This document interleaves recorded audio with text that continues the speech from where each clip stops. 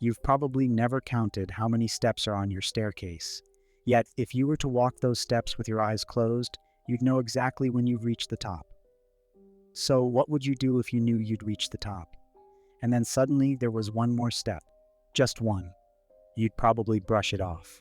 Count it as an error. What if you were two off? Then three.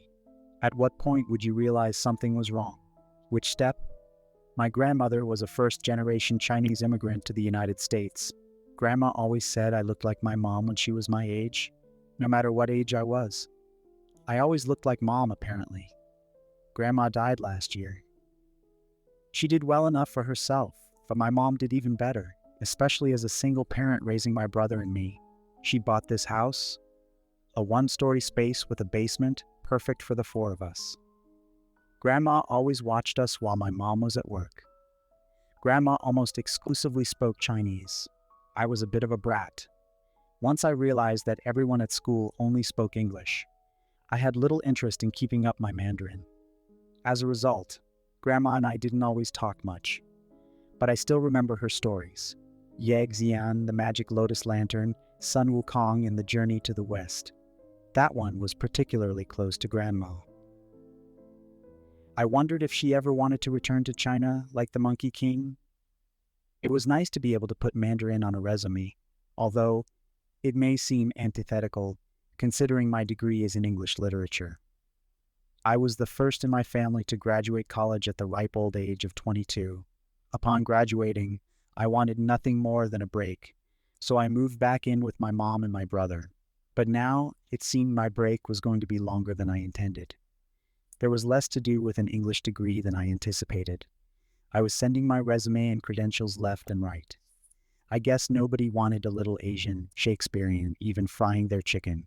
One night, I considered putting Smith as my last name on my resume, just as a little experiment.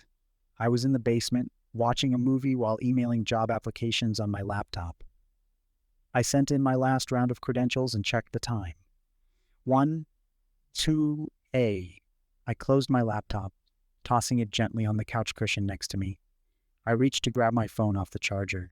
Turning its face to me, I found it was dead. I had forgotten the charger downstairs was broken. No sweat, I thought. I'll just sleep in my room tonight and charge it there. I turned off the TV. It was pitch black. Of course, I had navigated this basement thousands of times. Like clockwork, I made my way around the couch, down the short hall, up the 4 stairs to the landing, then turned left to go up the stairs past the landing. It was claustrophobic on the stairs. A wall to the left and right, and a short ceiling above. The distance between the walls was only 2/3 of my wingspan. There was one wooden handrail on the right side. I placed my right hand along the smooth wood and my left hand in my pocket with my phone that bounced with each step. As my hand glided against the rail, I angled it just the right way so that it would slide smoothly off the end of the railing. But to my surprise, the railing didn't end. This gave me pause. I stopped and looked over at the rail. It was too dark to see anything. Standing in place, I kept sliding my hand up, but the end wasn't within my reach. I swear I was sober. I wasn't on anything. I hadn't even ingested anything since dinner, so I figured I was just more tired than I realized. I kept walking up the stairs. After maybe 5 steps, I had to pause again, scanning the rail with my palm, but still no end. I started to go up the stairs at a faster pace. I heard my heels hit the wood under the carpet. I must have climbed the length of at least 2 of my staircases before I stopped again, catching my breath. Kneeling down on the step ahead, I waved my hands wildly in front of me, searching for the door at the top of the staircase, or the little strip of hardwood floor that slid under that door past the top step. As I looked up, I couldn't even see the outline of light that would have come from upstairs. Where was the moonlight? I pulled out my phone from my pocket. I tried to turn it on. I knew it was dead, but I also knew that the low battery icon would flash if I hit the power button. Once it flashed, I waved the light in front of me, but it barely shined on 3 inches of space ahead. It was no use. I shoved it back into my pocket. I must have been hallucinating. Turning around, I started heading back downstairs, my left hand on the rail. 1 foot after the other, calmly bouncing downstairs. I knew I'd arrive at the landing eventually. At some point, I realized I must have descended more stairs than I had escalated. I paused and my breathing started to slowly spiral. I tried to get a grip on myself. But it was at this point I moved beyond rational thought. I clutched the handrail, worried it would disappear if I let go. At the same time, I wondered, maybe if I let go of the handrail, then I'd find the end of the stairs. I had to force myself to unhand it, but I did, and I went back up the stairs, my hands clenched into fists in my pockets. Walking and walking and walking and walking, I was confident that each step would be the one to finally take me to the door out of there. I had to stop and take a deep breath. I turned and started jogging the other way. My calves were lightly burning. I figured if I was hallucinating this, I must have looked like a real idiot, running up and down the same 10 steps over and over. Eventually, I had to stop going down. It felt like I was hyperventilating. My knuckles must have been white in my pockets. A thought came to me. If I was close to the bottom of the stairs, then I could toss my phone in front of me. It would hit the wall at the landing. Surely the sound would wake me from this stupor. Taking my phone out of my pocket, my hand shook with nerves at my plan. I hit the power button so the low battery icon would flash again. Cocking my arm backward, I gave a swift toss. The screen was almost immediately enveloped in the darkness, and rather than hearing the phone bump into a wall, the sound rang rhythmically of the phone hitting step, then step, then step, then step, then step, then step, until that sound too evaporated into the darkness. It sounded like it was still falling by the time I couldn't hear it anymore. My eyes were wide open, yet I still couldn't see a thing. After standing frozen for what must have been a full minute, I sat on the step behind me and brought my knees to my chest. My mind ran rampant with what to do next. Sleep? There was no way I could with my heart beating this fast. Try to make a hole in the wall. If this was just a hallucination, Mom certainly would not be happy about that in the morning. Try falling down the stairs. Possibly. Before I was able to even keep thinking, I began hearing what sounded like whispers. Most of it I couldn't quite make out. I wondered if it was another language. I thought I made out some words. Trip. Fall. Weak. Suddenly, among the voices, I heard my name. Some of the whispers sounded like laughs. Among the whispers came another voice, a very clear sentence in a language I understood too well. Why don't you try going up the stairs again? I stood up with a start and thought I heard something behind me. I turned quickly. For a moment, I thought I could see the figure of a man on a step above me. I nearly fell backward, but the outline disappeared almost as soon as I saw it. My mind must have been playing tricks on me in the dark. Despite being in the dark for what felt like minutes, my eyes simply would not adjust. It was still pure blackness. I reached out and the railing was still there, but that provided minimal comfort. I used my other hand to swipe in front of me, just to be sure there truly wasn't anything there. The words of my grandmother came to my mind as I stood petrified. She told us the story of Gida Qiang, the Gida Quang, the name roughly translated to ghosts building walls. It's a phenomenon where all seems normal to a wanderer, but slowly, the wanderer starts to circle back to where they started, and nothing can stop them from doing so repeatedly.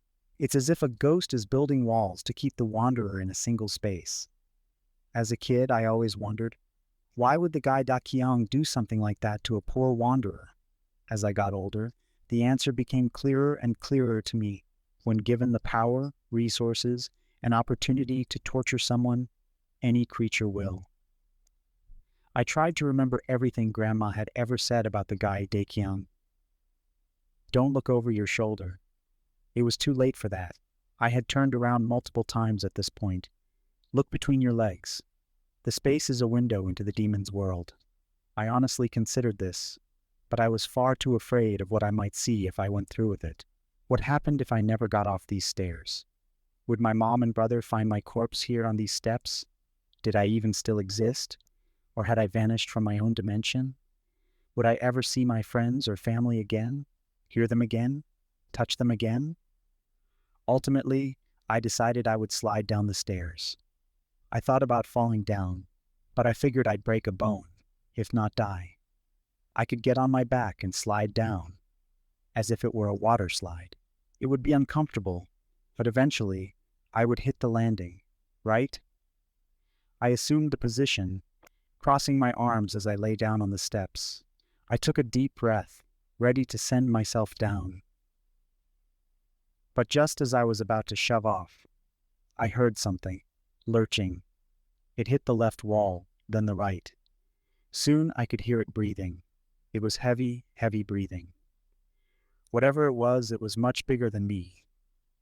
A bear. No, it must have been bigger.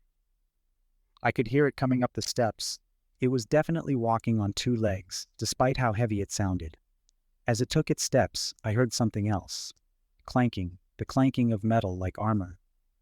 Or chains. I slowly sat up as the footsteps continued. At a rhythmic pace, the footsteps started getting faster. I slowly and clumsily scrambled to my feet, and I started sprinting up the stairs. I was running and running and running. I could feel my hair blowing behind me. The steps behind me kept getting faster in their own time. I didn't know how long I was running, but I was sweating and wheezing, and my muscles were on fire.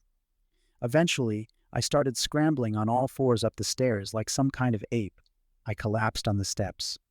I clutched the carpeted stairs between my fingers as I sobbed, not ready to face the hands and teeth of whatever was pursuing me. In an instant, past the sobs, I heard the words in a whisper, inside out, and I remembered my grandmother's words. When trapped by a gai da kiang, you turn your clothes inside out.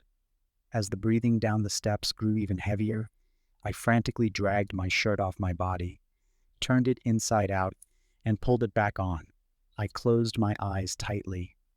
The footsteps sounded like cannon fire before stopping right next to me, and the creature's breath glossed over my cheek. Through my eyelids, black turned to red. The breathing on my face disappeared. My own breathing was normal again. The cheeks that were a moment ago tear-stained were now dry. My muscles felt relaxed. There was no trace of sweat on my forehead. I opened my eyes slowly. I saw the banister on the wall, across from the one I leaned against. I looked up and to my left.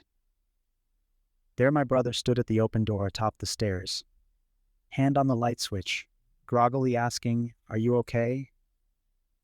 I foolishly looked back down where I saw my phone laying in the center of the landing, but I didn't go back for it.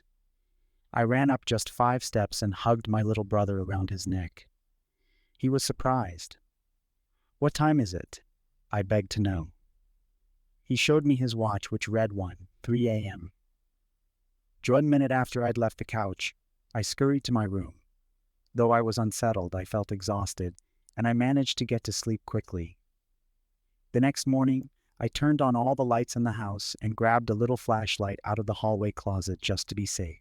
I ran downstairs, snatched my phone and laptop, then ran back up. I didn't hang out in the basement so much after that. I sat at the kitchen table waiting for my bread in the toaster. I opened my laptop. There was a new email from an employer. Before I got the chance to open it, my brother came in and sat across from me, preparing some cereal. I suddenly became curious and asked him, "Why did you come to the basement door last night anyway?" Something woke me up. For a few minutes, I heard really loud stomping coming from the stairs.